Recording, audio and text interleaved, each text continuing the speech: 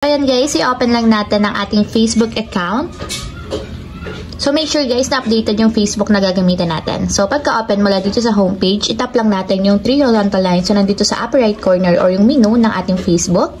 And then dito guys sa menu, i-scroll up lang natin. And then itap nyo dito guys is yung settings and privacy. So tap nyo lang.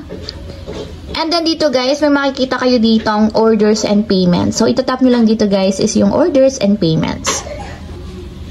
And then after naman yan guys, dito sa orders and payments, itap nyo naman dito yung other payment method. So dito na pumapasok yung PayPal. So may nakalagay kasi dito credit and debit card. So dito tayo sa other payment method. So ito lang yung option sa other payment method. So si PayPal lang yung pwede natin gamitin. So pagka-tap guys ng other payment methods, itap naman natin yung add payment method.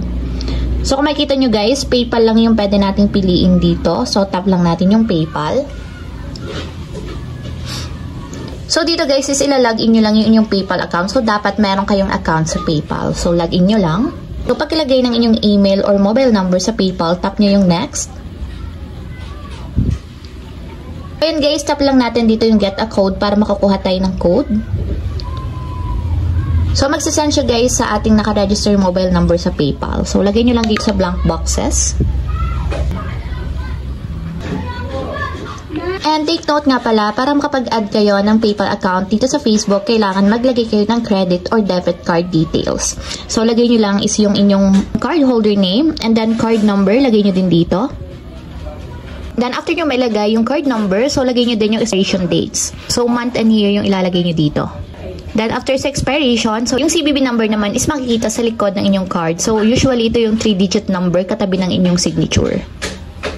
And then, kapag okay na guys, tap na natin yung add kapag nakompleto nyo na yung details. Card holder name, card number, expiration date, and then CVV number. So, tap natin yung add. So, ayan guys, naka-enable na yung ating card. So, tap naman natin dito sa agree and continue. So, ayan guys, successfully na nakapag-add tayo ng PayPal account dito sa ating Facebook. So, ayun lang.